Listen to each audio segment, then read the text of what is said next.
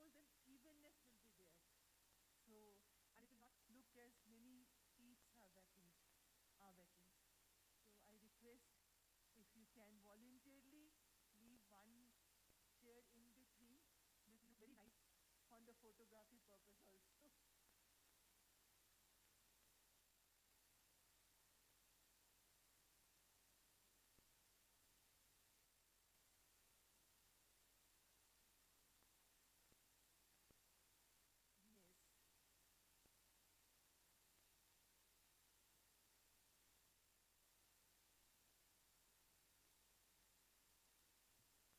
Better.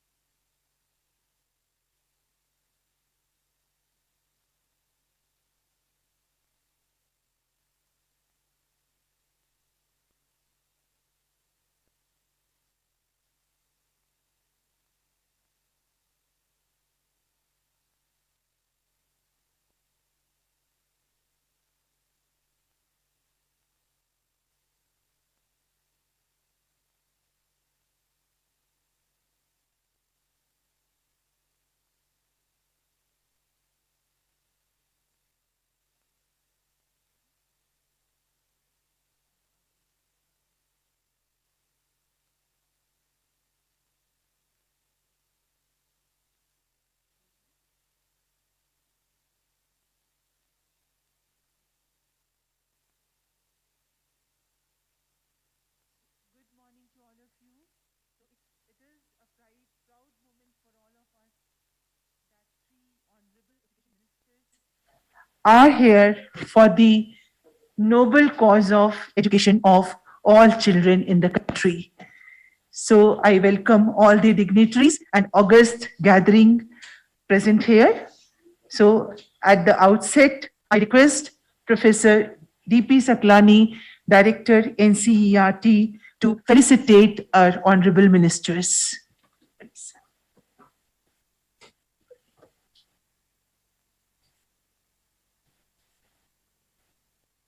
Recording in progress.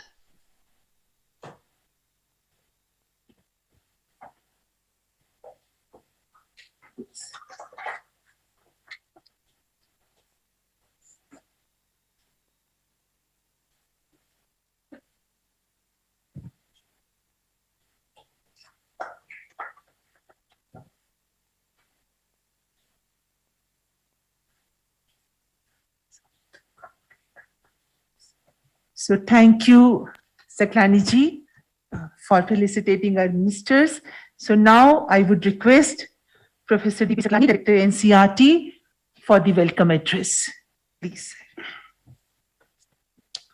Very good morning to all. Honorable Minister of Education and Skill Development and Entrepreneurship, Government of India, Shri Dharmendra Pradhan ji. Honorable Chairperson of the National Steering Committee, Dr. K. Kasturi Rangan ji. Honorable Minister of Higher Education, Government of Karnataka, Dr. C. N. Aswath Narayan ji. Honorable Minister for Primary and Secondary Education, Government of Karnataka, Shri B.C. Nagesh ji.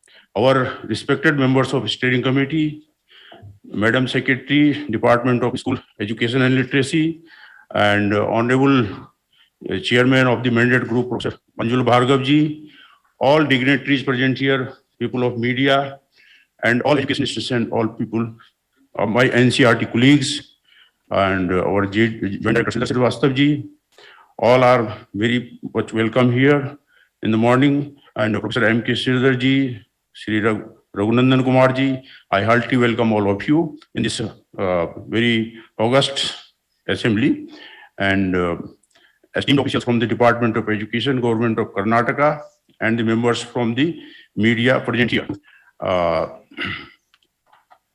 I have this great privilege to once again extend all of you my heartiest welcome today to this public function being held to release the mandate document, which is Steering Committee, the course for the development of the 4 national curriculum frameworks, which Professor Manjul Bhargav made a detailed presentation yesterday. As I said in my welcome address yesterday, we are doubly honored this time around as the Honorable Minister is himself present with us to provide his blessings and guidance. Besides, it also augurs well for us as the esteemed ministers of education of the Government of Karnataka are also present, personally present here with us.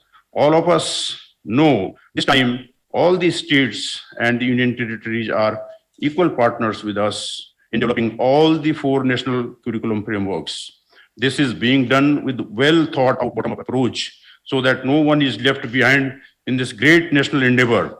As our Honorable Minister yesterday especially emphatically emphasized that this is citizen-centric program and citizens must be involved. And we are very much beholden by his this guidance. And really education is for public. Educating the public is educating the nation. That is the mandate behind this. And we welcome this step and we are going to involve in this process at a larger scale very soon. So I would rather call it a Mahayagya that is being performed for a brighter future for this very ancient and yet a very youthful nation. That we are all here individually involved in making our offerings in this Mahayagya is a testament for our destiny. The process which we have been the very first to develop the National Education Policy 2020, and now this systematic endeavor to develop the 4 national curriculum frameworks has been placed before you in detail yesterday. The NEP 2020 has been earlier printed and circulated among all. Now this document is being released by the Honorable Minister for everyone. After going through this document, all will realize how it is harmonizing our efforts to bring all the 25 national focus group position papers on the same page to create the unique bulwarks in the form of 4 national curricular frameworks, which will help in reimagining and reshaping the educational scenario of the country, both in the near and long term. For this effort, I again place on record my gratefulness to Dr. K. Kasturi Rangan ji, the chairperson of the NSC, as well as the NCFs, Professor Manjul Bhargav and his team for mandate document. All the states and union territories, including Karnataka, who have been developing their curriculum frameworks, following the guidelines of this document, and thereby making substantial contributions in the development of the 4 national curriculum frameworks as our active partners, and all the national focus groups who are diligently working to bring out their respective documents in time based on the guidelines of the mandate document.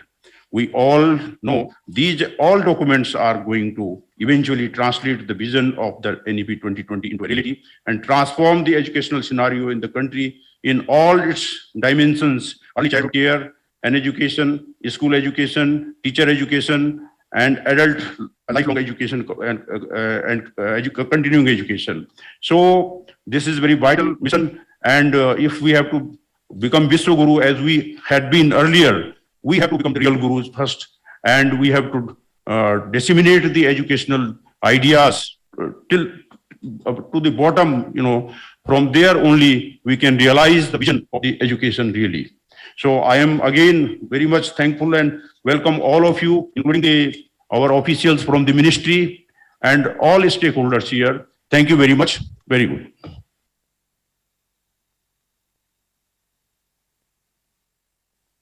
Thank you, Director NCERT, Professor D.P. Saklani ji. Now I would request our Secretary, Madam Shrimati Anita Karwal, Secretary, Department of School Education and Literacy, Ministry of Education, for her initial remarks. Please, Madam. Yeah, this is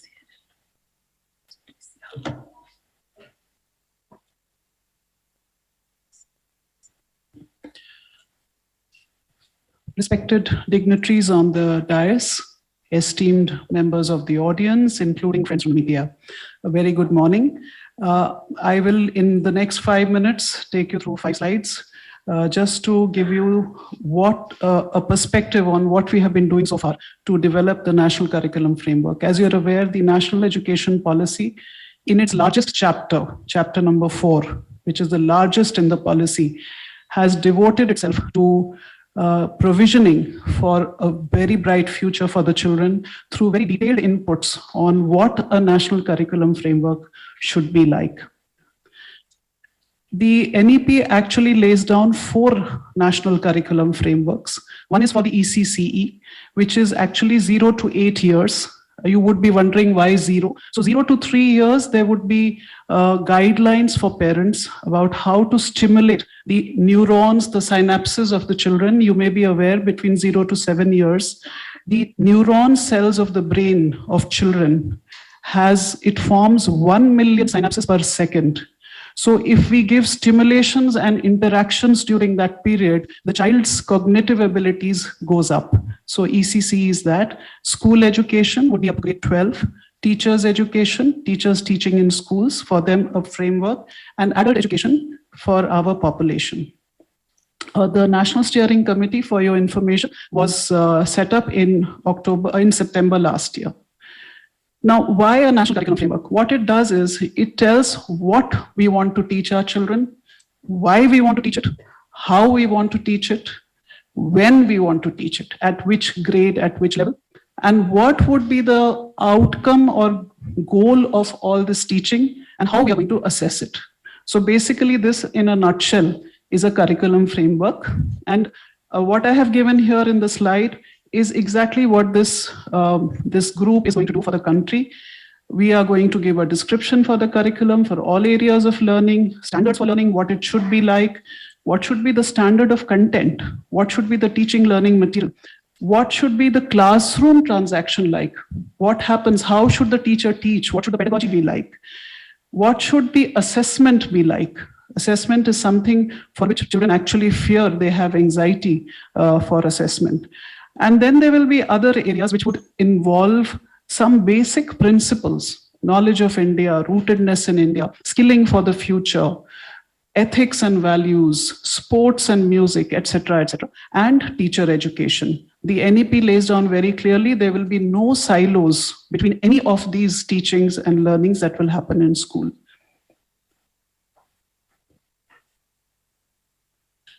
This is the history of NCF. So far, we have had 4 curriculums for school education. For ECCE, the Department of School Education has never made a curriculum. We will be making it for the first time, though we were consulted when the Ministry of Women and Child had made the National Curriculum Framework for them in 2014. Teacher education, there have been 3 curriculum frameworks so far, and adult education, we have never made a curriculum framework so far. This is the first time we'll be doing it, and all these 4 would be developed by the same steering committee. The new aspects that will be there, the main aspect, Dr. Manjul Bhargav will of course elaborate, but the main thing would be the new curricular structure of 5 plus 3 plus 3 plus 4. It doesn't mean infrastructure. It means that the curriculum of the first 5 years would involve play-based, discovery-based, toy-based pedagogies. The next 3 years would also have discovery-based and some idea of subjects. Then we get into multidisciplinarity, we get into subject specialization, we get into a sense of what the child would like to do for purposes of seeking employment or giving employment. There would be also a focus on early childhood care and education. So Balvatikas, that is prior to 6 years, the 3 years, 3 to 6 years, we will focus on how to stimulate the synapses, as I said, of the child. And school education, of course, will have very detailed curriculum framework on various aspects which Manjulji will talk about. And teacher education would also be a part of this. We are looking for transformation in the entire aspect of teacher education. I want to mention that this is the first time that the National Curriculum Framework is being developed through a bottom-up approach. We did not start by making our curriculum framework and then sending to the states for the comments. We have started by getting the inputs from the states and then using it to prepare the National Curriculum Framework so that the local flavor, the local context, the local traditions, practices, the good practices can be caught in this. The national and the state level, 25 themes have been identified on which position papers are being prepared. As we speak, many of the states have already actually prepared and submitted their position papers. And on the basis of this, the national position papers are being built. And on that basis, the framework is going to be developed. I want to mention that this entire thing is paperless. For the first time in the country, the curriculum framework is being prepared paperless. There is a portal which the NCERT has built, and on this portal, all the interactions take place. There are more than 29,000 users on it, and there are surveyors who go to the grassroots to do surveys of lakhs of people. There are district level consultations, there are block level consultations, state level consultations. Everything is through the portal. So as I mentioned, this is the consultation process which happened at various levels. I will not go deep into this. This is all I wanted to say because Dr. Manjul Bhargav will now take you through what the mandate document is all about. Thank you very much.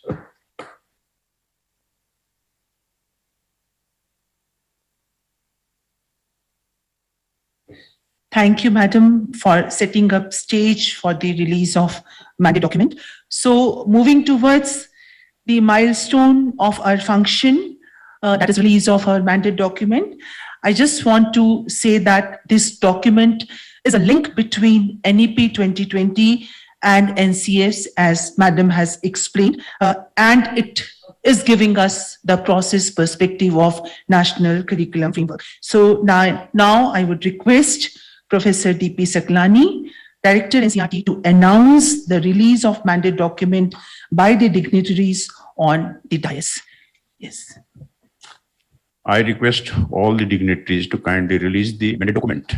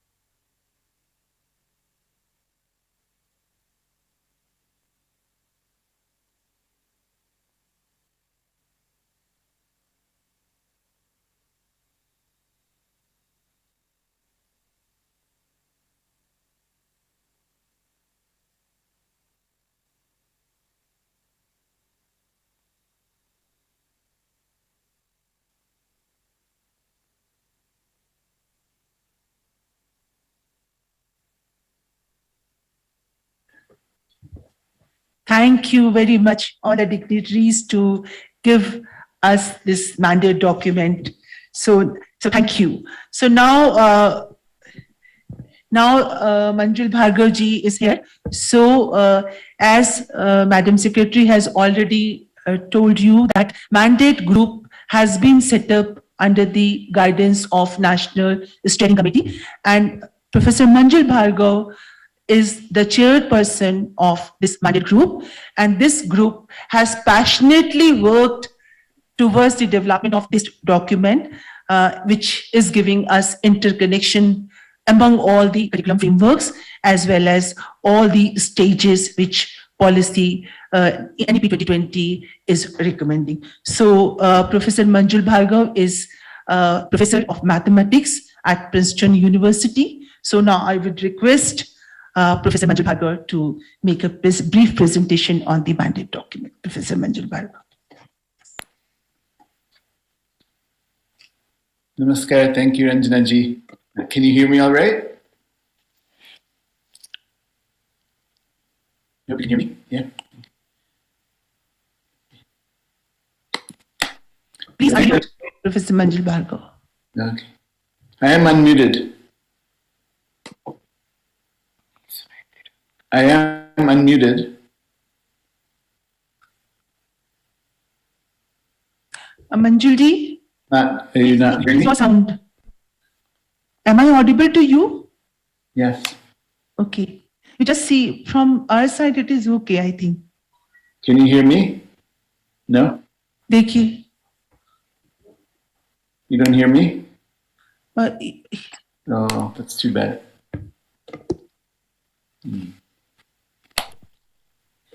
Manjul ji, can you re-log in? Okay. I'll do that. Please re-log in, yes.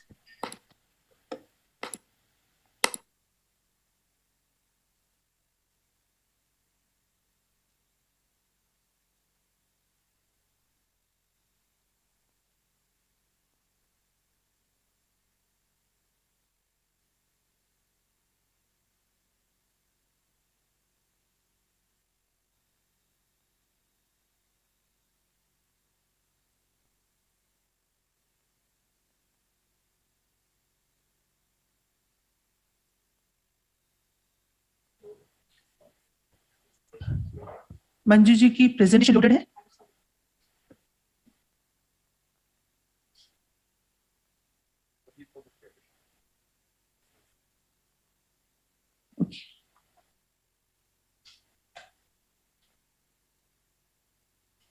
Join कर ले Manju ji join करता है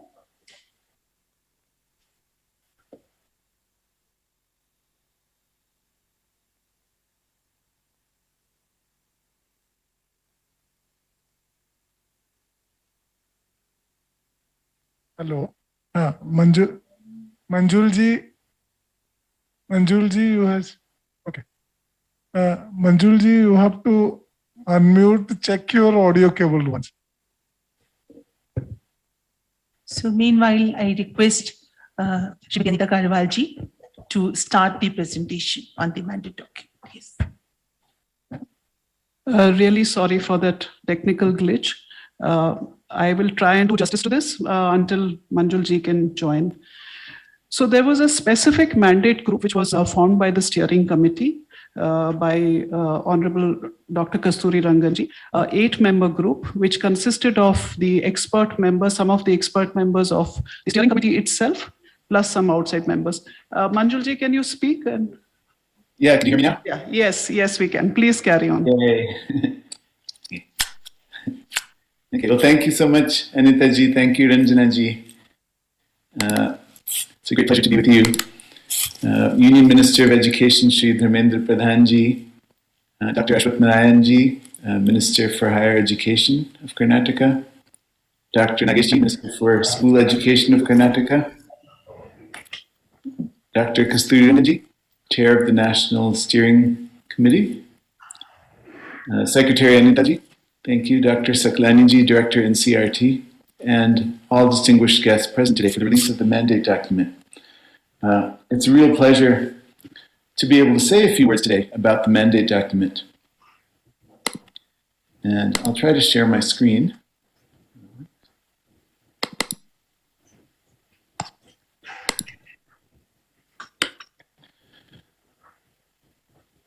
So what I wanted to do today is just give you an overview of the National Curriculum Framework Mandate Document. The mandate document is a joint effort of the NCF Mandate Group, whose members are listed here below. This document took several iterations and a group effort over a few months. And so I'll just jump into it. So what is the mandate document? So as Rangan already said, the mandate document forms a stepping stone or a bridge between the National Education Policy 2020 and the new National Curriculum Framework. Some of us have joked that the mandate document is a framework for the National Curriculum Framework. It's a framework for a framework. The mandate document describes in detail the development process of the NCF and the mechanisms for incorporating expert and public consultations that would lead to a coherent and comprehensive national curriculum framework. So it's essentially a document that details the development process of the national curricular framework, including its objective, structure, and contents. So the mandate document describes essentially four things. First of all, it describes the major overall paradigm shifts in school education by the NEP that will inform and guide the formation of the NCF.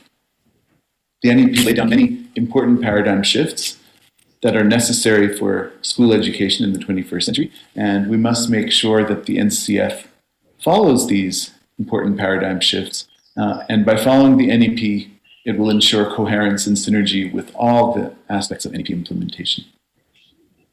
So those major paradigm shifts are described in the mandate document that the NCF must follow. The mandate document also describes the current vision that we have for the objectives, the structure, and the contents of the new NCF, and the expected deliverables of the new NCF. Thirdly, the mandate document describes the intended approach to developing the NCF for the four-stage school system, the 5+3+3+4 system, that makes sure to fully leverage the widespread consultations that are already underway, including the work of the various national and state focus groups. And these widespread consultations are expected to result in over 15,000 documents and over 1.5 lakhs of total inputs, with stakeholders ranging from teachers to communities, to education experts to researchers. So the NCF mandate document outlines an approach to incorporate these various inputs in a way that's coherent with the goals of the NEP. And finally, the mandate document describes the input that's desired from the various focus groups and the various expert consultations and the various public consultations in the development process of the NCF. So these are the four major parts of the mandate document.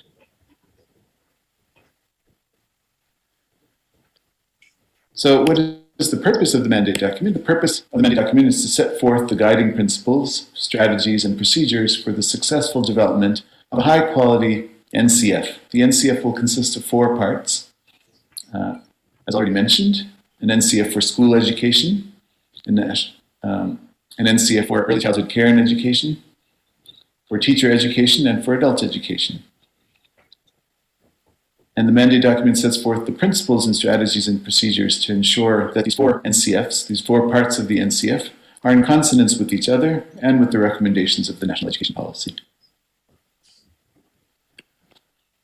It's hoped that this document will therefore make the jobs of the various national and state focus groups and other consultations much easier and clearer and more focused and more efficient by clearly specifying what's being requested of the focus groups and of all the other expert consultations and how these inputs will then be processed to formulate the final NCF.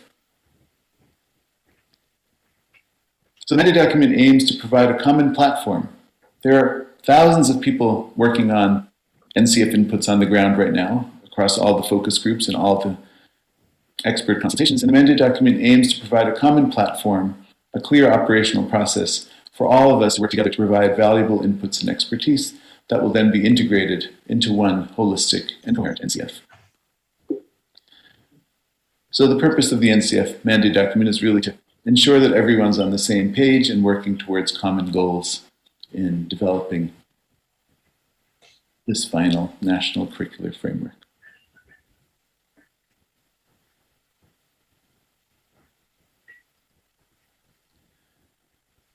So I just want to give you a summary of the major paradigm shifts in school education recommended by the NEP 2020, which will really play a central role in the development of the NCF. The first paradigm shift is, of course, transitioning to a more multidisciplinary and holistic education.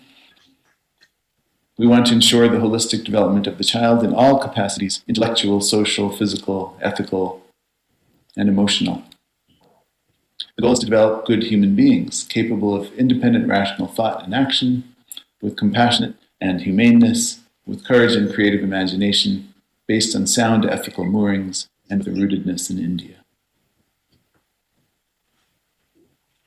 So we want to end the siloing of education, the streaming of education, where each child is either in the arts or in the sciences or in vocational education. All areas of learning are important and therefore should be available for learning by all students in a holistic and multidisciplinary manner. The second paradigm shift is the transitioning to more analytic and creative thinking rather than rote learning. Students must develop the ability to think analytically and creatively, participate in discussions, become adept at speaking, writing, and other 21st century skills. And most importantly, they must learn how to learn. Not just learn, but be able to learn even after they have finished school. Lifelong learning. Teaching that is very important in this new NCF. And finally, the third major paradigm shift is the transition to a new curricular and pedagogical structure, the 5+3+3+4 structure. And that's to ensure that curricular and pedagogical approaches are in line with the developmental stages of the child. So in early childhood education, the education should be more play-based pedagogy, and then it moves to more rigorous and subject-based pedagogy as one moves through the stages up to high school. So gradual transition in the pedagogical style based on the developmental stage of the child is another important paradigm shift that will really help to transform our education system. These are the three major paradigm shifts. Other key paradigm shifts include emphasis on ensuring high-quality early childhood care and education for all children. This was considered one of the hallmarks of the NEP. All children should have access to high-quality early childhood care and education. Emphasis on ensuring foundational literacy and numeracy for all students. We must ensure that all students achieve foundational literacy and numeracy, otherwise the rest of the education system is not relevant to them. An emphasis on the mother tongue as the primary medium of instruction, particularly in the early years. High-quality teaching learning of all languages, multilingualism, also considered very important. Integration of vocational education across all stages of education. Another paradigm shift. A rootedness in India. We want to move towards decolonizing the education system and really have it rooted in India and in the local and the Indian context, because education is then more relevant for our students. The criticality of the culture of schools and the system for achieving educational goals. Culture of schools is also very important, something that we really want to emphasize in the new NCF. And finally, the centrality of the role of the teacher and the transformation of the teacher education system. The teacher is really the torchbearer for all changes. And of course, equity and inclusion must be a cornerstone across all educational aspects, cross-cutting theme. We want to make sure that all children, all students have access to high-quality education, regardless of the circumstances of their birth or background. So these are all the main paradigm shifts that must play a part in every aspect of the NCF, as recommended by the NEP. The main new aspects in the structure of the new NCF in contrast to previous NCFs. The new aspects of the new NCF will be, first of all, an emphasis not just on content, but on practices. The NCF will aim to positively change the practices in education and not just the content of what is taught. Indeed, the word curriculum encapsulates the overall experiences that a student has in school.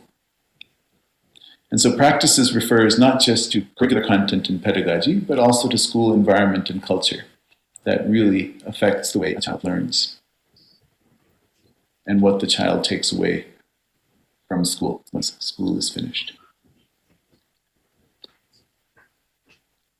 Another aspect of the new NCF is that the NCF will be sound in theory and based on cutting-edge research, but when written, it will be readily implementable and written in a simple and easy-to-understand language.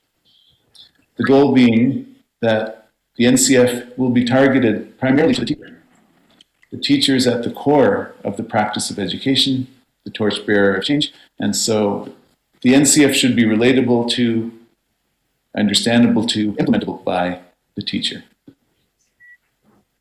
At the same time, the NCF should also be accessible and usable to all other stakeholders, including parents, community members, school leaders, and so on, so that everyone can work together to achieve the goals that are envisioned by the NEP and the NCF. And so these aspects are really very different in the new NCF, and we hope that will really make a difference on the ground. It won't just be a theoretical document, but a practical one.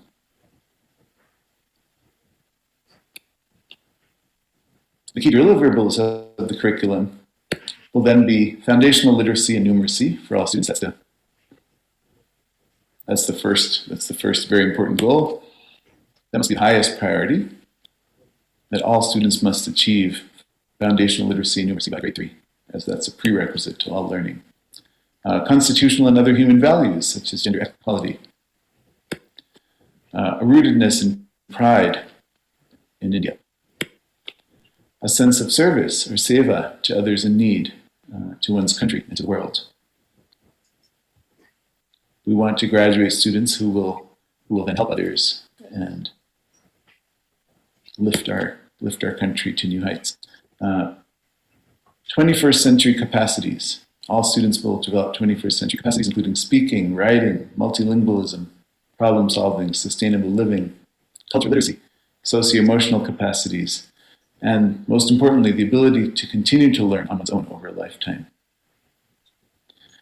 These 21st century capacities are what are really needed in the new employment landscape. And so as a consequence of developing these skills, students will have preparedness for higher education and for gainful employment, just as a consequence. Because a true multidisciplinary and holistic education prepares students not just for their first job, but for their second and their third as the employment landscapes change. So these are the key deliverables that we're looking for in the new curriculum and in the new NCF. So just to give you a quick overview of the contents of the NCF, there'll be 8 chapters envisioned.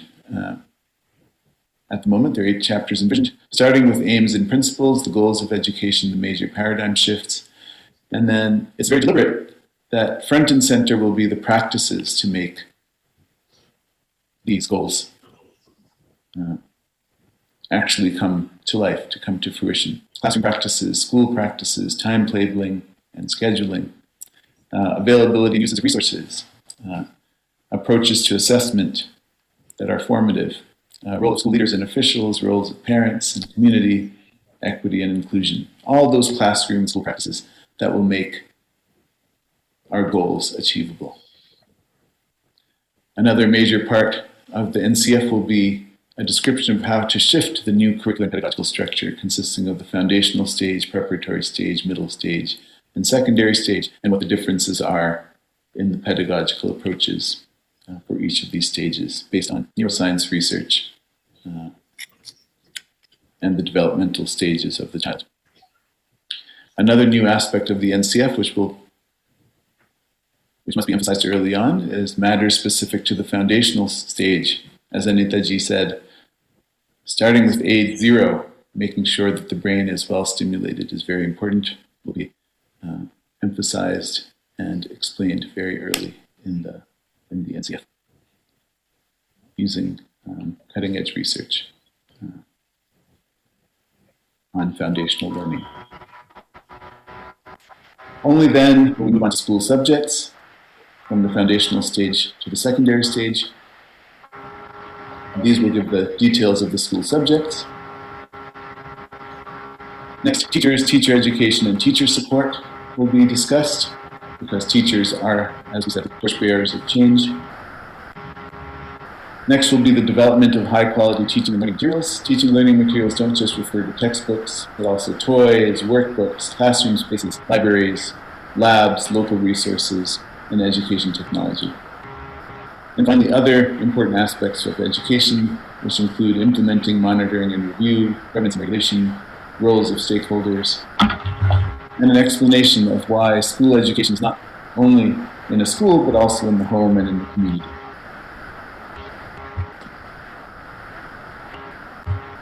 Hearing a little noise, but it's okay. And finally, the approach to developing the NCF. It's the final part of the mandate document. The approach outlined by the mandate document is a 4-phase operational process for the development of the NCF in order to achieve the objectives described above. Phase 1 is the mandate development phase. That's what we're just completing now. This phase includes the development of the mandate document, the collection of inputs from state and national focus groups, and other expert consultations. Phase 2 is the development of the stage-wise curricular frameworks. In this phase, inputs for curricular frameworks for the 4 stages will be consolidated and developed, because the emphasis really is on stages and teaching in a way that's consistent with the developmental stages of the child. Once the stage-wise curricular framework inputs are developed, they will be integrated to ensure smooth transitions between stages and to ensure the necessary rigor in each subject, to ensure consonance across subjects and across stages. So for the stage-wise curricular framework, 4 stage-wise groups will be constituted by the steering committee, and then for the integrative phase, an integration team will be constituted. And then finally, phase 4 will be the matching of the integrated curricular framework to the objectives and principles as set out in the mandate document.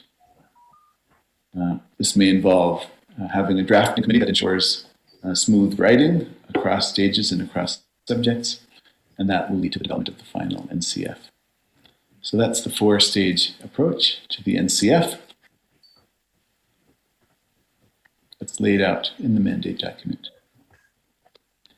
So in summary, the mandate document lays out the process recommended by the mandate group to convert 1.5 lakhs of inputs into a coherent NCF in its 4 parts. That's innovative, transformative, easy to read, implementable, and in consonance with the National Education Policy 2020.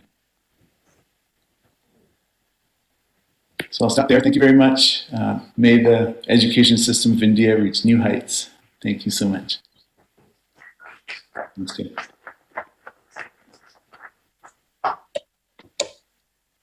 Thank you very much, Manjulji. So in Princeton, the time now is 2:20 a.m. That's right. So one more sleepless night for Manjulji. Being member secretary of this group, I witnessed hard work and commitment of Professor Manjul Bhargav towards the development of this document. And I must say, all the members of this group, Professor Anurag Beher, Professor K. Ramchandranji, Mr. Shankar Maruvada, Professor M. K. Sridhar, Dr. Anirudh Deshpande, Dr. Dheer Jhingran, or Professor Michel Daneno, they all were engaged in in-depth discussion under the able chairpersonship of Professor Manjul Bhargav. NCERT extends its heartiest thanks to the whole mandate group. So thank you, Manjulji, once again. So now I would respectfully invite Shri B.C. Nagesh, Honorable Minister of Primary and Secondary Education, Government of Karnataka, for his remarks. Sir, please.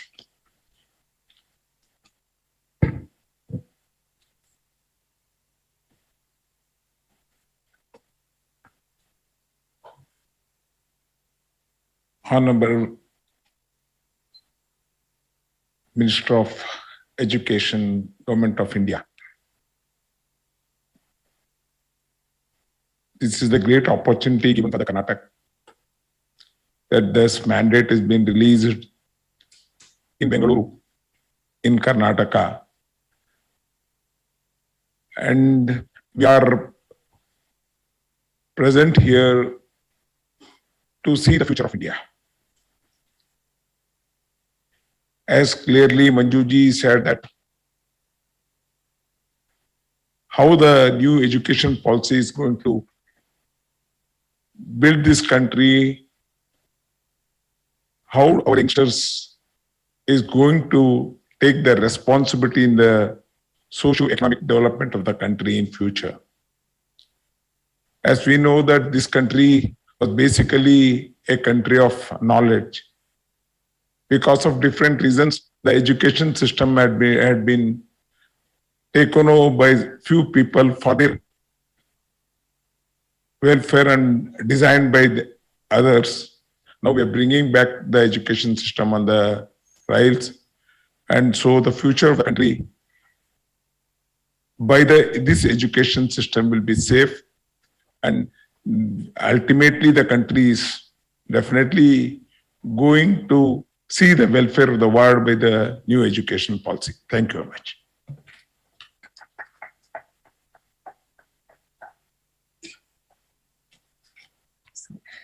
Thank you, Honorable Minister, for his very, very brief remark. And really, this country is the country of knowledge, and we are proud of it. So now I request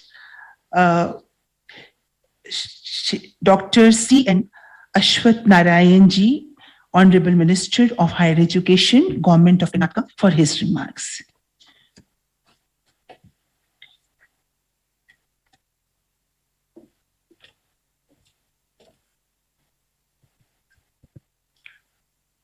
Good morning to all the dignitaries who are participating in this program for the release of the mandate document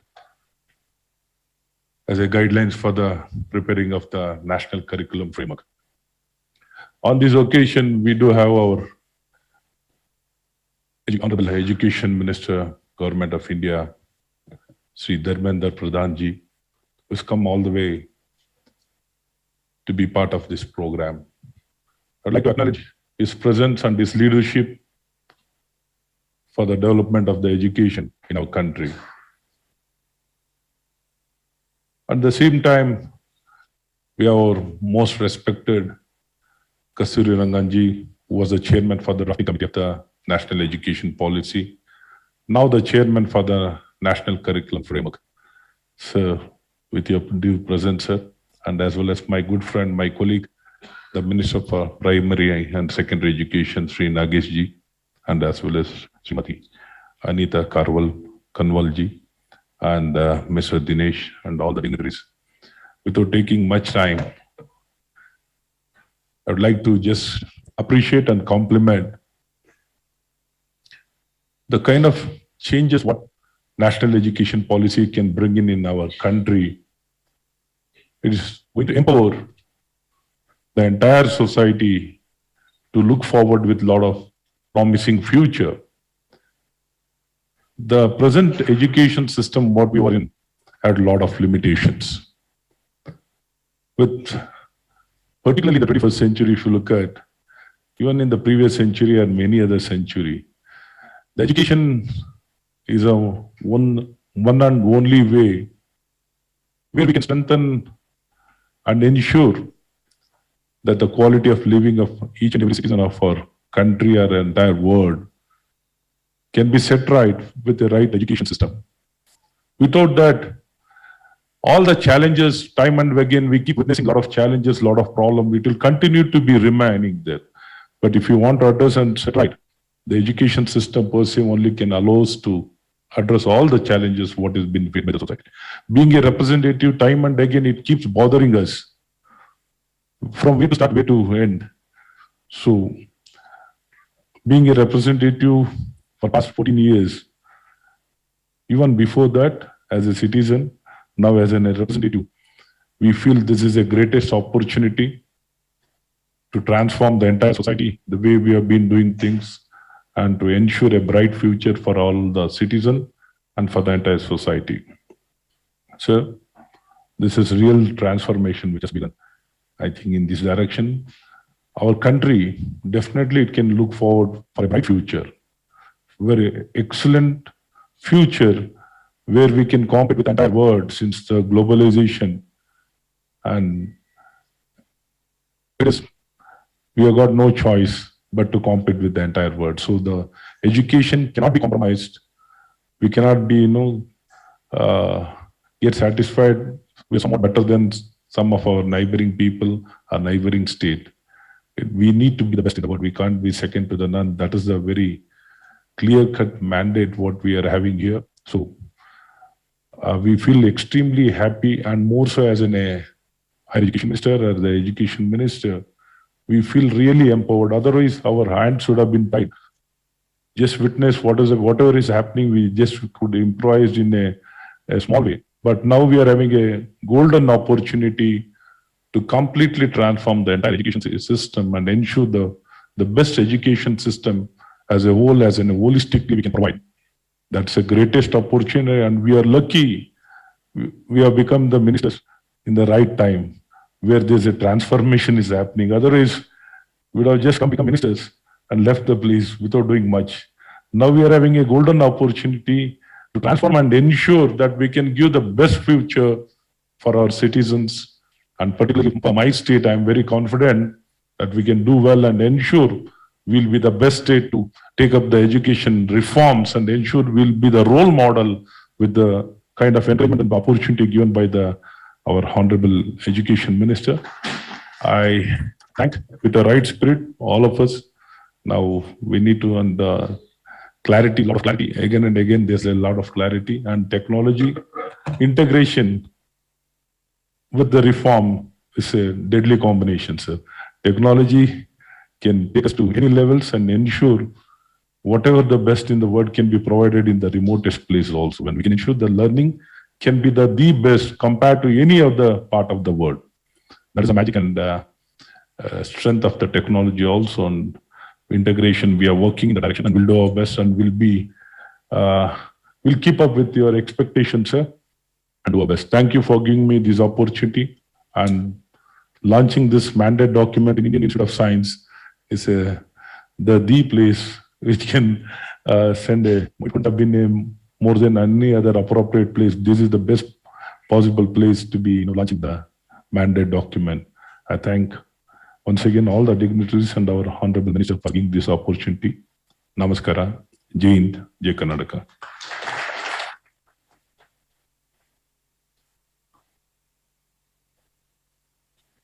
Thank you very much, sir.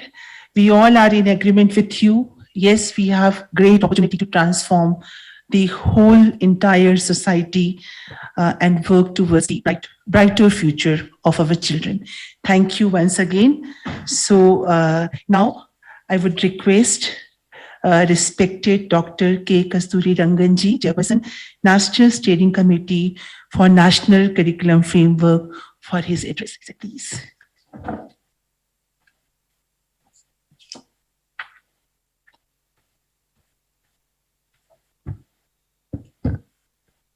Honorable Sri Dharmendra Pradhan ji, Honorable Dr. Satyanarayan ji, Honorable Nagesh ji, Dr. Mrs. Anida Kaval, a very dynamic colleague of mine working in this educational program, Dr. Saklani, who is now the director of the NCERT. I'm delighted to see many of my colleagues here, Professor Sridhar, Professor Pand, Professor Dingran, Professor Ramachandran, Professor Danino, and Professor, other two of my very valued colleagues here, each one of them, and of course the director of the Institute of Science that have been associated with it. So today we have a very eminent set of people with all of you present to participate in this very important milestone of an important step in defining the school education of the future. As you know, the national education policy has defined a comprehensive knowledge spectrum going from 3 years of a child right down to, depending on where he or she wants to go, to research degrees and doctorate standards and even beyond. But what is unique about this particular approach to defining the knowledge spectrum is that it has to be consistent with the demands of what the knowledge is from individuals in the 21st century: creativity, originality, the kind of new ideas, that innovation that need to be bring in, working in teams, communication. There is a whole host of things that becomes an integral part of the curriculum and education. And this starts right from the school. What we are trying to do with regard to the school, so we have introduced several important innovations in the school education, undergraduate education, like the liberal arts education, the questions of a 4-year program, then a National Research Foundation, the question of bringing research to the fore in the university system, and ultimately, of course, when the areas like professional education as well as vocational education, where they will fit into the overall scheme of a national education policy. We have been very well supported in this whole effort by our Mantri ji here. Sridhar Mitra ji has taken personal interest on specific issues and given us his own insights, which are fairly deep, incisive, and most applicable in the context of the situation that we were going in. So it is again this background we should look at the school education. The school education has been reformed, or what you may call it, we want to recast the school education. In the initial stages, of course, it is a question of trying to see what is the developmental trajectory. Anita ji mentioned about it, the question of the brain development and the corresponding synergy between what you teach the youngster and what he can learn or she can learn at various phases of the school education. So the 4-stage education comes into picture. And these 4-stage education dwells with the 5 years when the brain is still evolving. It is not that well structured, and there's a high variability between different brains of different children. So we need to normalize them by the time they reach 8 or 9 years. Oh, that is the scheme for the first 5 years. 3 years, ability to now touch with books, go a little more abstraction into the next 3 years, and then a multidisciplinarity approach in the case of the last 4 years. So what does this mean in terms of creating curriculum, in terms of creating a syllabus and teaching learning material? That is precisely has to be defined because of the high variability between the different stages and the kind of understanding we have of the ability of the youngster to pick up this kind of knowledge depending on his brain growth. So that is why there is no hard and fast rule as to how to deal with this. So we need to provide enough flexibility in the education, coherence and integration and an end-to-end concept. So these are the ones that produces a demand which is more than just defining a policy and then some curricular structure. We need to have a more common platform in which whatever you want to learn during school education are brought together, seen in a totality, and then segmented according to the needs of a particular stage. So that is precisely what we have done in the mandate document. The mandate document, thus, is a very important milestone. It is not just one more step towards defining. It's a critical milestone in the context of defining the curricular structure. And when you have to have a critical milestone, the definition of the critical milestone, because it's going to influence the curricular structure, has to be done very carefully. In essence, it's the first of a mini curriculum that we are presenting you today. And this will, in a sense, will define the more detailed aspects of the curricular structure as we move towards defining the curriculum itself, the curricular structure itself, the national curricular structure for this. And we wanted to do this for the school first, and then derive from that, after all, teacher is the center. So the next level where the teacher's education is to be defined, we will use this fundamental work that we have done in the curricular structure for the school to derive the school education, as a teacher education, and ultimately the adult education. So it is obviously dependent, interconnected, and they had to be done one after another to make sure that we derive all that we do in the first level as inputs for the next important levels of teacher education as well as adult education. So that is the scheme of things that has been very well presented by Professor Manjul Bhargav, very well articulated by the secretary.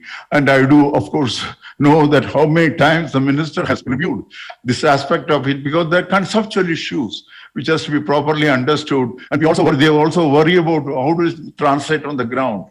So we have considered all of this into the overall definition of what this curricular structure has to be.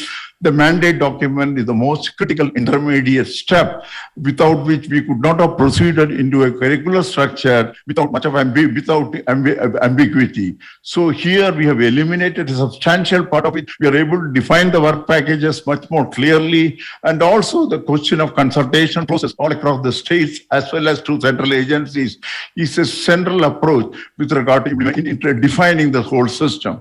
So we think it's an exercise which is worth having gone through. Some of the best brains like Manjul Bhargav have put their thoughts into it. I'm sure that it will take us to an educational system at the school level, which will stand the test of time. It will also respond to the changing dynamics of the knowledge spectrum, and ultimately will be in conformity with what we are expecting as the 21st century needs of the world and of this country in particular, and to the younger generation specifically. Thank you very much.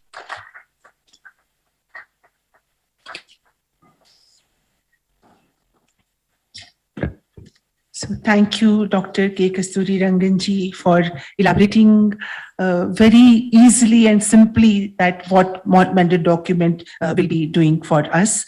And of course, we are very thankful to him and his team for conceptualizing the whole mandate group, for providing us this mandate document. So thank you once again, Kasturi Ranganji. So now I would respectfully invite Shri Dharmendra Pradhanji, Honorable Minister of Education and Skill Development and Entrepreneurship, Government of India. Shri Dharmendra Pradhanji, sir, please, for his address.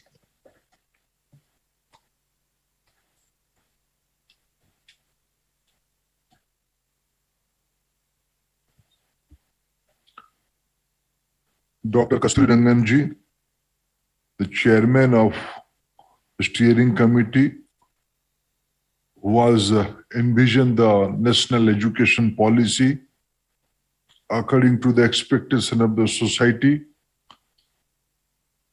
My dear friend Ashwath Narayanji, Minister of Higher Education and Technical Education and Skill Development of Government of Karnataka. Nageshi, Minister of School Education. Anita Karwalji, Secretary, Government of India, School Education and Literacy. Dr. Saklani, Director, NCERT, distinguished academia, friends from the media, and dignitaries from different walk of life. I must congratulate the team of NCF to organize this very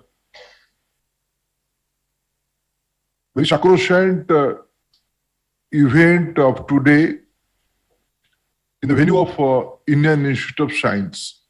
I am thankful to my friend director to give permission to organize this program in this August point, because friends, after 34 years, there is a new document in name of National Education Policy. This country deserves dynamic policy, progressive policy.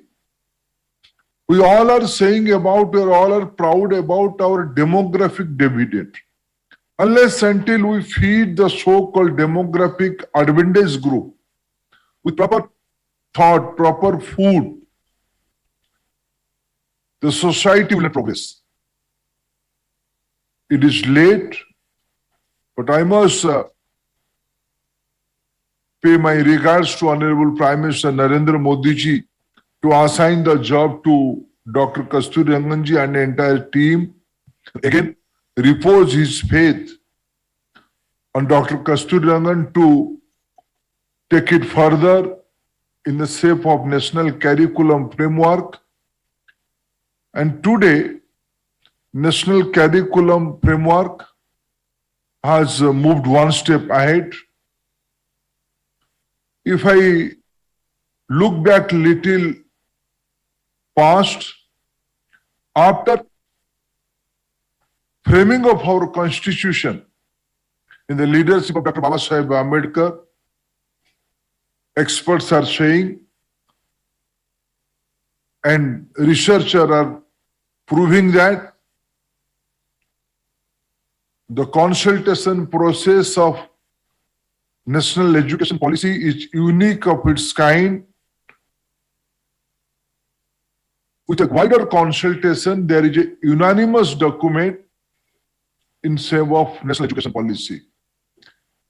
And today, after completing consultation process in a different level, we are moving towards frameworking the national curriculum framework. From here, we will go to syllabus, then we will go to textbooks. By next few months, I am confident this August exercise will have its desirable fruits, desirable impact. So this is unique in nature in so many aspects. And venue is important. Why? On his speech, Dr. Kasturi Rangan in the last part, in a way emotionally appealed to all of us. This document is going to impact the future of the universe. Because India has the potential to change the destiny of this universe. Looking our intellectual capacity, and century ago, the national leadership envisioned this Institute of Science in the advice of Swami Vivekananda, some philanthropists. The Tata Group envisioned this Institute of Science. And in those days, people like me are always proud, and like me, so many others are there. Today, the elite of India is very proud and very fond of sending our children and sending our youngsters to overseas area. It's no issue on that. I don't disagree on that, but I strongly believe the destiny of this country, and through this country, the entire humanity will be changed by people like Dr. C.V. Raman and people like APJ Abdul Kalam and people like Kasturi Rangan ji. And all they have a link to this Indian Institute of Science. Dr. Homi Baba, Bikram Sarabhai, all have their own association with this institution. And it's a nice coincidence when you're preparing a document of future, document for future civilization. We're all gathered here in this Indian Institute of Science. And today will be a landmark day. In future, if some researcher will do some background work, certainly they will remember today's event. This is a historic day. Few intellectuals, few experts came together and envisioned something for centuries. And with my little understanding and much appreciation, if I interpret what is this mandate document, for me, NEP is the philosophy, national education policy is the philosophy. The next step, national curriculum framework, is the pathway. With a huge, big and very enriching philosophy, with a much expected pathway, How do we move ahead? There must be some SOP, there must be some code of conduct, there must be some discipline, there must be some framework. And today, I'm happy with a shorter span, our steering committee group, and I'm very impressed with the work done by this team. They have created a scientific mandate how the curriculum will evolve. Curriculum will lead to syllabus, and syllabus will lead to textbook, and textbook will lead to generational change. And today, we're all witness to this scientific document, mandate document. This is unique of its kind. The experts yesterday, my dear friend Anurag Beherji, when endorsing this, when he explaining this document to our meeting, he used a term, this is unique of its kind in the globe today. In a democratic society, India is consciously a democratic society. Not from 1947, since centuries, when the new parliamentary building was the foundation stone laying function, Prime Minister Modi mentioned, in the 4th century, somewhere in Tamil Nadu, there is a mention of Ganarajya. Ganarajya means democracy. So in India, the world may be proud of Magna Carta.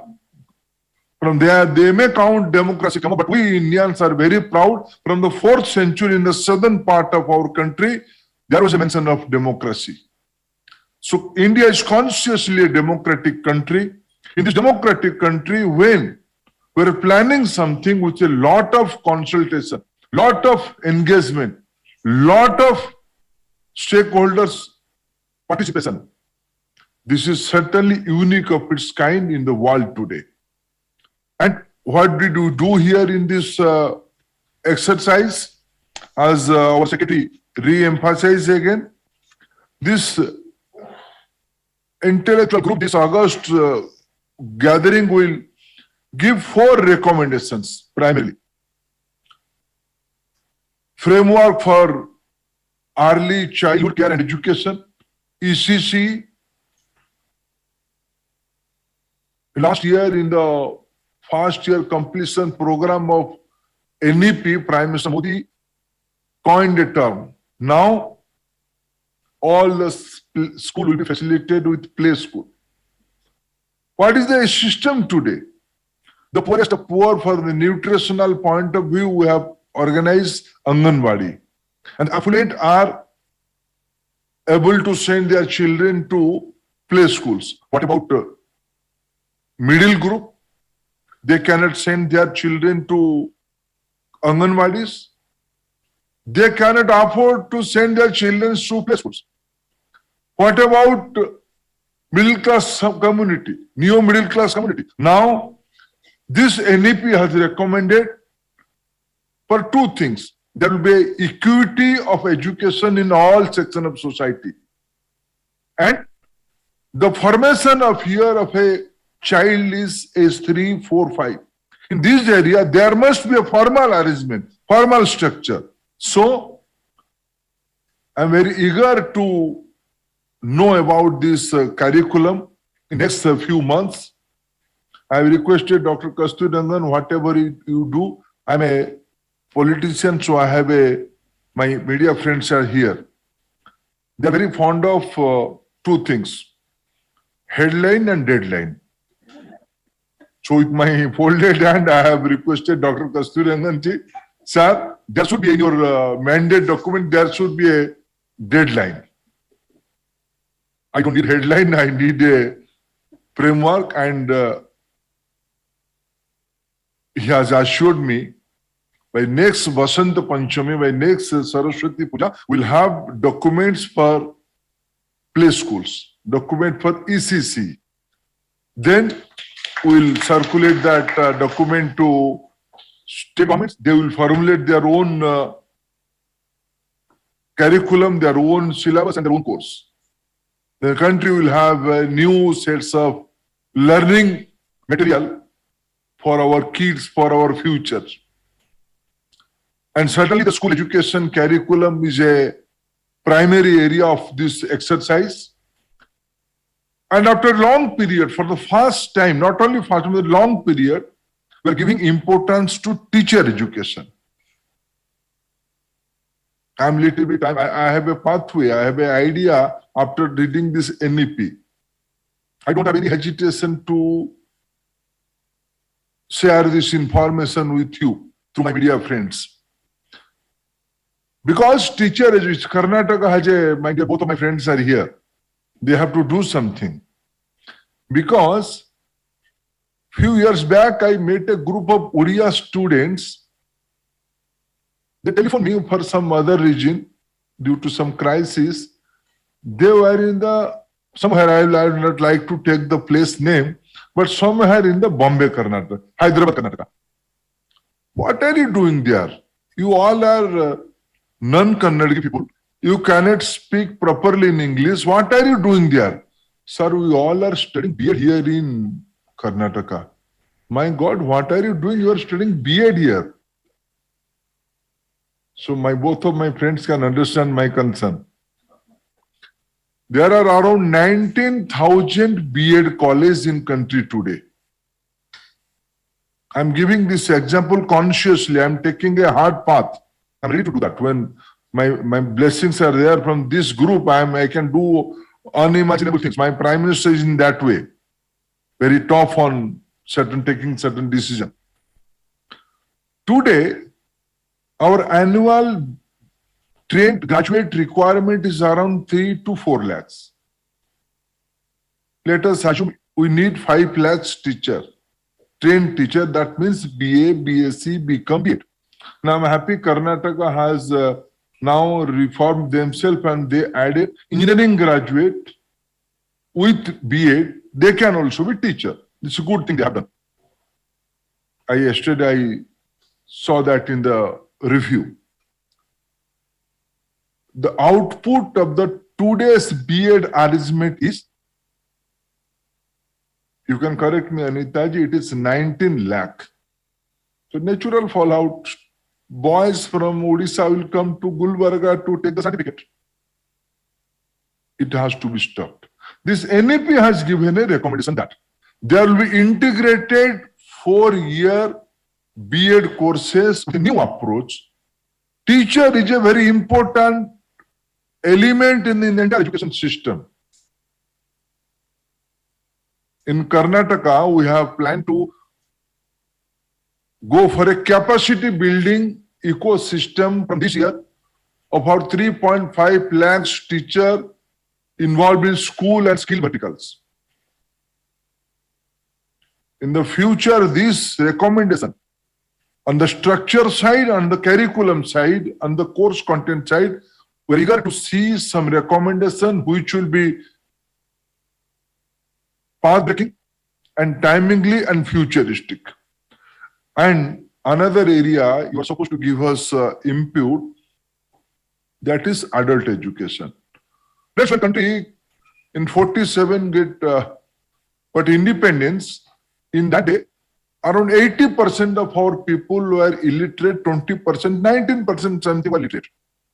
Today, after 75 years, when we are celebrating Amrita Mahotsav, what is the reality? If you go by 2011 census, around 80% people are literate, 20% are illiterate. The reverse statistics after 75 years. But absolute number is same, around 25 crore plus.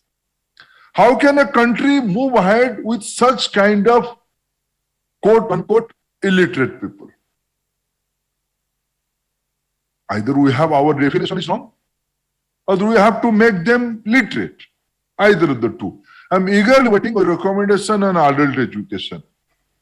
So in all these areas, from play school to adult education, school education and teacher education, I'm confident this mandate document will have its own innovative method, innovative recommendation for future of this society. And I'm very tempted to mention few priorities of NEP. For me, mother tongue is a very important area of understanding the thing. Japan is a very big economic power today in our world. So German. Both of them are not depending on English to become a superpower in global in the manufacturing and scientific area.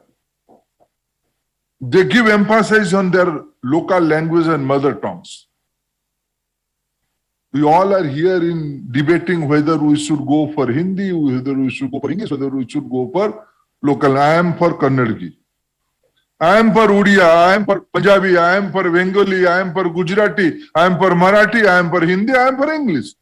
Language cannot be an area of controversy. Those who want to do politics, my best wishes to them, let them do that.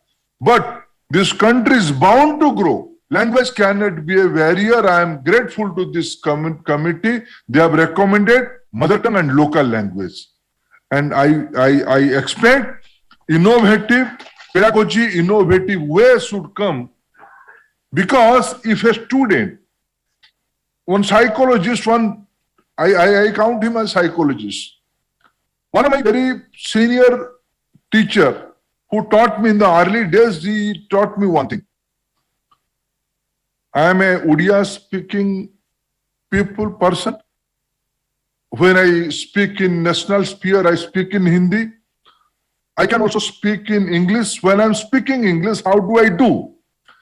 I am formulating my thought process in Odia, translating that to Hindi, and communicating in English. That is reality. I am the education minister of this country. I am candidly admitting.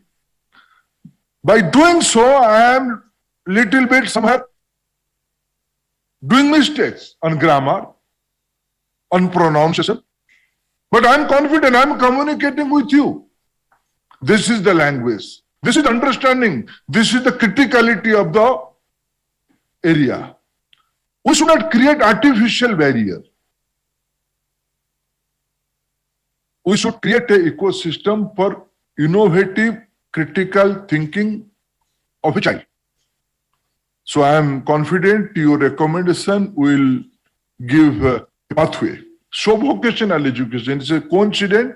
I am also in charge of vocational and skill education of this country from the policy point of view. Employability is an important factor. Today in our country, entire our education system is certificate and degree centric, lead to marriage. If a pawn shop owner with self-respect is earning ₹1 lakh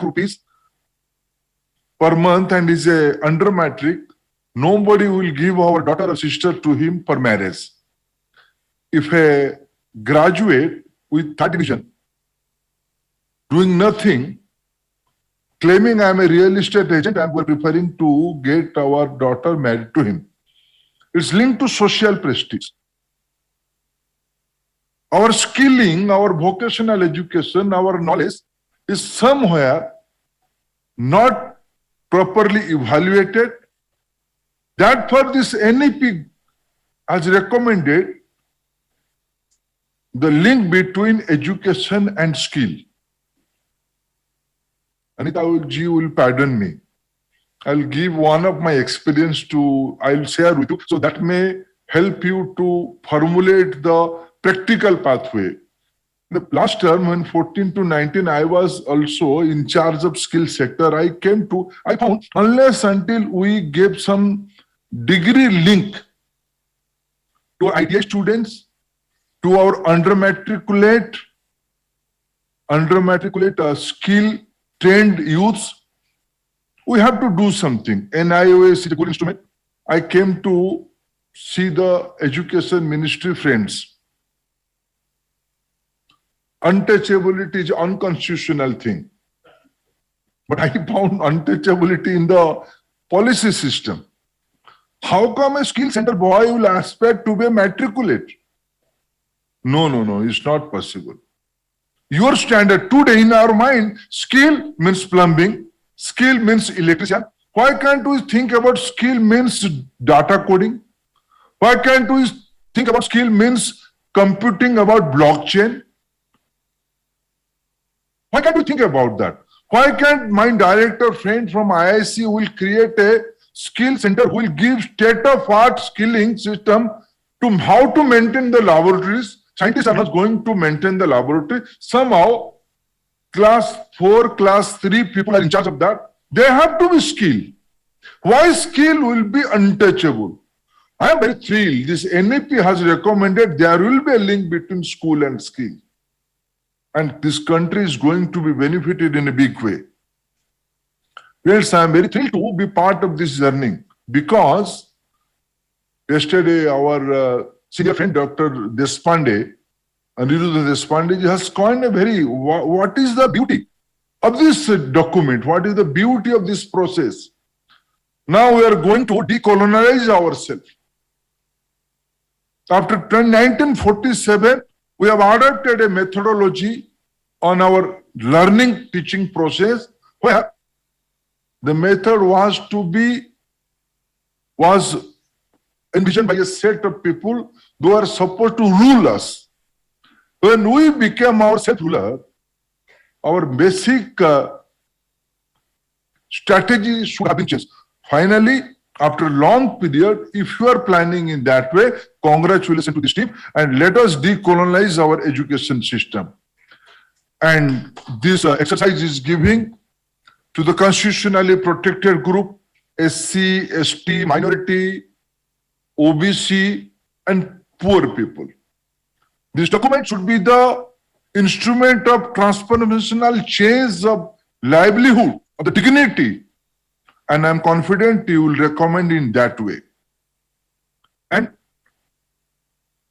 what is the exact application of Digital India? I'm told in the part 1 of the mandate document, when NCERT sent paper to the states and state sent that paper to the districts, they have developed an app, they have developed a paperless mechanism as mentioned by Anitaji. Till today, the statement paper, the primary document paper of the states are coming back to the NCF. More than 22 states have uploaded their suggestions in this platform. More than 600 districts are involved. And more than 1 lakh educationists from the grassroots level has given their suggestion in the technology platform. And now this document is supported by this kind of empirical data, empirical information. This is the beauty of technology. And you all have organized that in very, very nicely. And if I give, what is your priority area? You have given priority to bring culture, rootedness and sensitivity to center of the curriculum. I understand 2 things. From the childhood, whether he's going to school or not, whether he's literate or not, that is secondary thing. But every citizen of this country is molded himself or herself in 2 areas. He understands about the nature. She understands about the responsibility towards society. She understands the responsibility about the community. She knows, I am giving one example. Why the name of a person is Ramanath in down south, Rameshwar in the northern part, Ramachandra in the eastern part, and Rambhai in the western part. Is it a name or it's a culture? This has to be understood. This is our diversity, this is our unity. The Panchakos method of learning, which has been envisioned during written of our Vedas. Veda is one among the preliminary document of this human civilization. In that document, the Panchakos methodology has been mentioned. And this Vyashti, Samashti, Srushti, and Parameshti. These four pillars of interlinking of the individual to universe.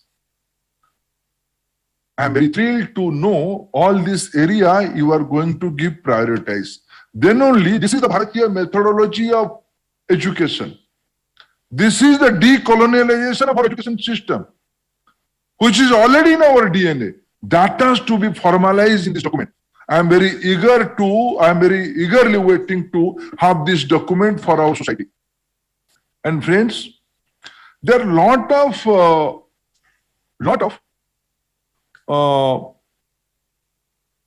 new things are emerging out of this Samudra Manthan.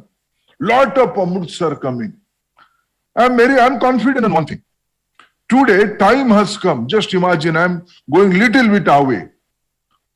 Just see few decades back when we don't have food sufficiency, food scarcity was there. Dr. Kasturi Rangan ji will, when in younger age, we have to beg in front of USA for PL4 wheats. PL4 wheats was not out of, they gave us PL4 wheat not on charity. They gave us, I don't want to now, I'm a constitutionally bounded person, so I will not use the term, but you all know what kind of food they send in those days with price. Today we send them medicine on this COVID crisis. And Foreign Affairs Minister of this country in Washington, in the heart of Washington says, don't teach us lesson on sanction on certain area of globe. But entire Europe is taking energy from the Russia and you are teaching us what do we do. Gone are the days. This is the new India. This is the confident India. So I am confident. This document, this exercise, this intellectual exercise is not only impact our citizen. This is going to be the benchmark role model for developing economies, emerging economy. Poor of the world is eagerly waiting for the Indian model.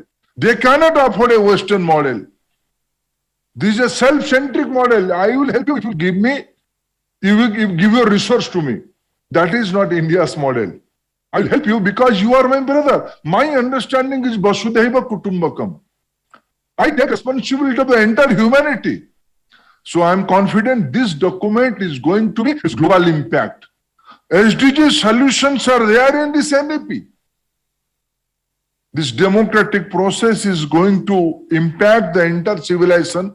In the beginning I mentioned, and I hope this will be a continuous process. Yes, NEP, NCF, steering committee, focus group, state focus group, they all have its timeline. But NCERT, SCERT will remain here as a permanent institution, permanent instrument of socio-economic and knowledge extension. And let us work this time to create a framework where it will be continuous and permanent. Therefore, my dear friend Saklani and my friends from NCERT, NCERT is belong to the society. NCERT is not belong to the few acres of campus, 5 and 6 REs, few thousand intellectuals. You all are intellectuals, Dr. Saklani. I congratulate to all of you, but you are national trustees. Create a system where the society, there should be a mechanism. How do you integrate with the IIC and NCERT's curriculum in regular basis? How do you take Dr. Dhingran's suggestion and language on a regular basis for upgrade your challenges? There must be a ecosystem. Therefore, I have suggested a few things. I hope Dr. Kasturi Rangan ji in his stewardship will accept my humble submissions. Let us do one thing. I have requested my friend Marwade ji, where is he? Shankar Marwade ji is here, and our technology team of the Behra ji is here also.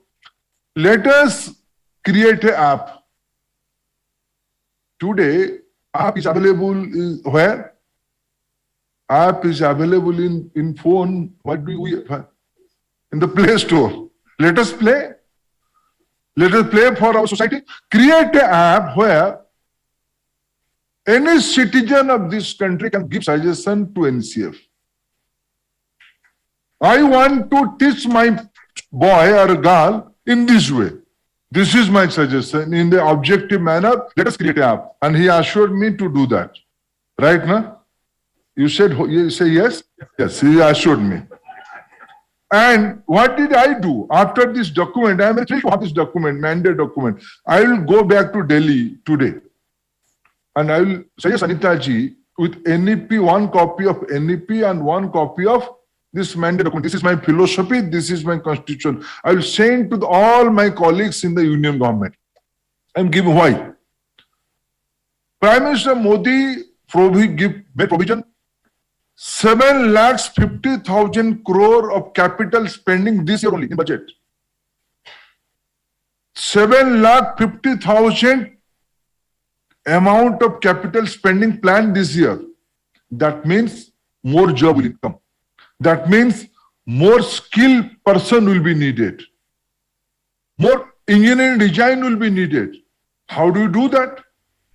Our education system has to be aligned in that investment. The entire office system is going to already change. Work from home. How do we cope up with that? Entrepreneurship. Gone are the days of job seeker. Now we have to create job creator. How do we create an ecosystem as knowledge ecosystem where our student will be aspired to be a job provider, not a job seeker? The basic thing has to be started from school days. So I will send this document to my colleagues for stakeholder consultancy with a time-bound manner. They have to send to your committee for your deliberation. Let them suggest, let them put forth their expectations because they are the beneficiary of this education system. Here is the challenge in our system. We don't have a linkage between academia, industry, and policymaker. We policymaker thought we know everything. You don't teach us lesson. Me and my sister Anita ji. We know everything. Because we want to change this system. Prime Minister Modi has clearly given us a roadmap. Go to society, talk to intellectual, involve them, ask them. Create an ecosystem so beneficiary will be society. We are going to do that. And finally, this debate has to be taken to the society. People in a different part of country are working in this area, in the knowledge, education, sanskar, panchakos, Vyakti to Parameshti, they all are working. Should not we consult them? I am happy to know Dr. Kasturi Rangan went all to somewhere beyond I put to discuss what should be the moral education to Jaini group. Why can't we do that again when we'll write down the syllabus? Let us do that once. Let us talk to madrasa, let us talk to church, let us talk to all the religious body, let us talk to all philanthropists. Let them participate in the process. This society, this document should be society's document. This should not be till today. This document is not government's document. Yes, Prime Minister vision, but it has been led by Dr. Kasturi Rangan. Kasturi Rangan is apolitical. All his colleagues are apolitical. This is our contribution. This is our achievement. Let us recreate that again. I am going to request all this area. And finally, I read I had been to Kolkata a few days back. Whatever you do in this democracy, in this country, there will be politics. Politics within politics. So one young journalist friend asked me, government of Bengal has boycotted NEP. They have created another forum with some intellectual and expert. They will have their own sets of curriculum. No problem.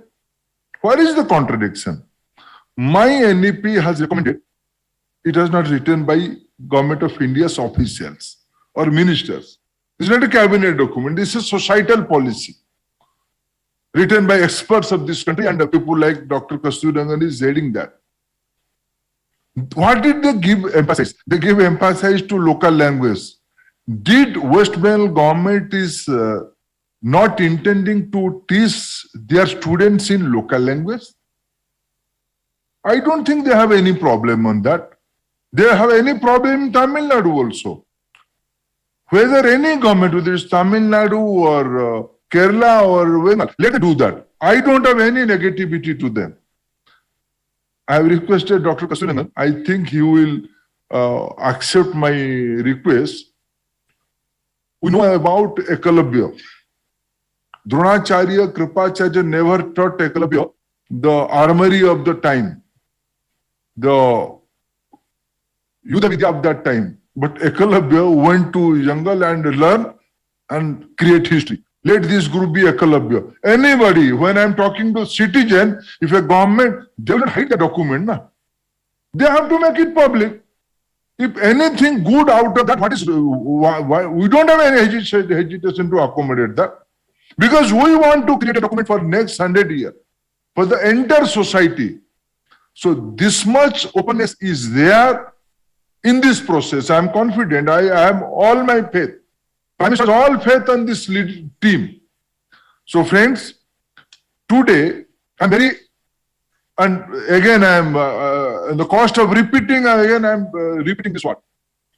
The 29th April 222 is the landmark day of Indian knowledge system.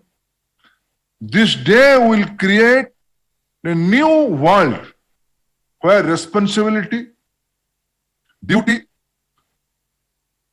will be the primary buzzword. And this education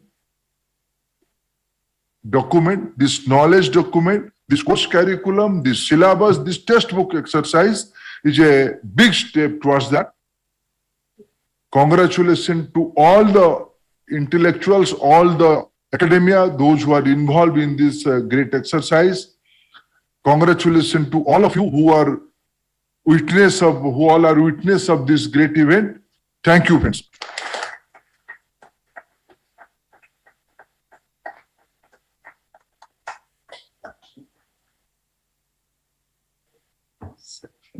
Thank you very much, sir. So I can see the energy in the whole hall. So yes, we need to be innovative, open, accommodative, and move together to address diversity of our country. Responsibility and duty will be the primary buzzwords. So these are the important highlights of our minister's address. And we assure our minister, honorable minister, that this August exercise will definitely have its desirable fruits. So thank you once again. Now I would like to invite Srimati Alice Tangson, Joint Secretary, Department of School Education and Literacy, Ministry of Education, for vote of thanks. Thank you.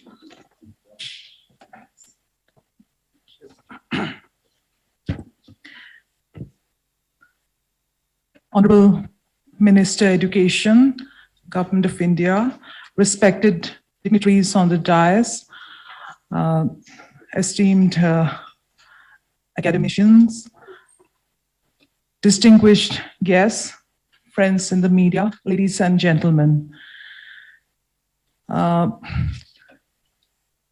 It's a great honor and privilege for me to offer a vote of thanks on this momentous occasion, the release of the mandate document of the National Curriculum Framework.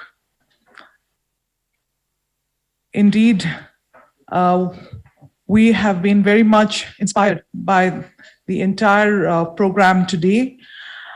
And first and foremost, I would like to thank the Honorable Minister Education, Government of India, Shri Dharmendra Pradhan sir, for dedicating 2 entire days of his valuable time to come to the nerve center of where NCF is happening, coming to Bangalore and spending time with those who are directly involved in the core of formation of the NCF and the mandate document thereof, and for his inspiring vision sharing that with all of us and exhorting us, encouraging us to take on this task of transforming the field of education through the national curriculum framework, and especially today through the mandate document.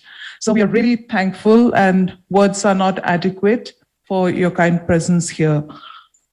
I would like to extend a heartfelt thanks to respected Dr. Kasturi Rangan sir, because right from the beginning, not just the NCF, but from the writing of the new National Education Policy 2020 itself, he has been the bulwark, he has been the leader under whose guidance the entire policy has been framed, and now the curriculum framework also is expected to come into shape.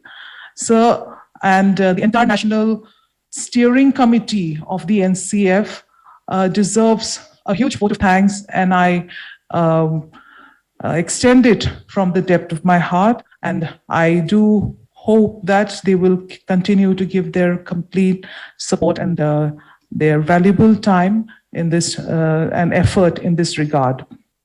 I would like to thank the Honorable Minister Education, Higher Education, Government of Karnataka, Dr. C.N. Ashwath Narayan sir, for his gracious presence here and for his encouraging words and reassurances for the future of education, the way he sees it for not only Karnataka, but for the entire country.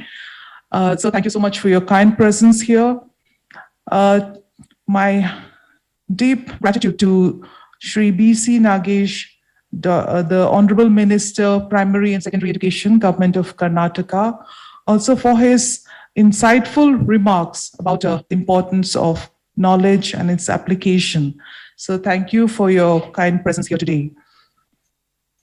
I would like to extend my heartfelt thanks to Ms. Anita Karval, our the Secretary, Department of School Education and Literacy. She is indeed, she deserves kudos for her dynamic leadership. All of us are always inspired by her tireless and completely dedicated way in which she is taking the entire team and taking the entire process of NCF development along. Thank you so much, ma'am, and particularly for the very clear and lucid presentation on what the NCF is and the process that that's going into the making of it. My sincere thanks to Professor Manjul Bhargav and the entire mandate group team for preparing this mandate document as elaborated by Honorable Minister and all the speakers before. We can all appreciate how important this document is, and so much of thought and hard work has gone into its preparation. And this will be for this we offer our sincere thanks, and we seek the continued involvement of the mandate group. I would be remiss if I would not thank the host of this program, Director IISC, Professor Rangarajan ji, and his entire team, the Professor S.K. Satish, Dean of Academics, Registrar IISC, in fact, the guest house in charge, Ms. Geeta, and the entire supporting staff of IISC, because each time they have been generously providing their premises and their hearts, in fact, to the entire NCF team. We happily come and hold our NCF steering committee meetings, and we feel like this is our home base now. Thank you so much, sir, and to all the other members of your team. My sincere thanks to the technical secretariat here, particularly the technical secretariat coordination committee, Professor M.K. Sridharji, Mr. Shankar Maruwada, Professor Anurag Behar, and Dr. Chetan Singh and Brinda Nagarajan for coordinating this event. And last but not least, our own NCERT under the leadership of Dr. T.P. Saklani for they are the actual hosts of this event today. The entire NCF is being brought out under the aegis of the NCERT. So Dr. Professor Sridhar Srivastav, Dr. Ranjana Arora, Dr. Amarinder Bhera in particular, and so many names, all the faculty who are deeply involved in the preparation of the NCF, as member secretaries of national focus groups and otherwise. And I would also like to thank all the members of the National Steering Committee, National Focus Group members, those who are with us here in physical person or those who have joined us online, the State Steering Committee, State Focus Groups from different places, and in particular, Government of Karnataka, Mr. Selva, Principal Secretary Education, thank you so much for joining us here and always being so much welcome and being a part of the NCF effort that's going on.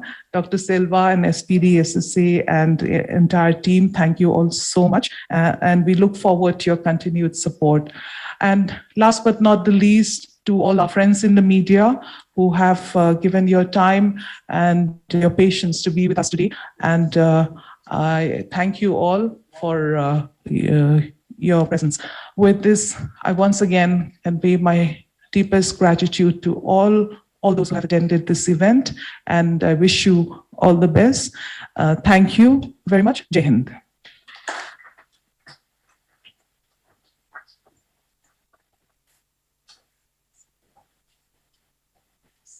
So thank you, madam. Now we will stand up for national anthem. So kindly play national anthem. Jana Gana मन अधिनायक जय हे भारत भाग्य विधाता पंजाब सिंध गुजरात मराठा द्राविड़ उत्कल बंग विंध्य हिमाचल यमुना गंगा उच्चल जलधि तरंग तब शुभ नामे जागे तब शुभ आशीष मांगे गाहे तब जय गाथा जन गण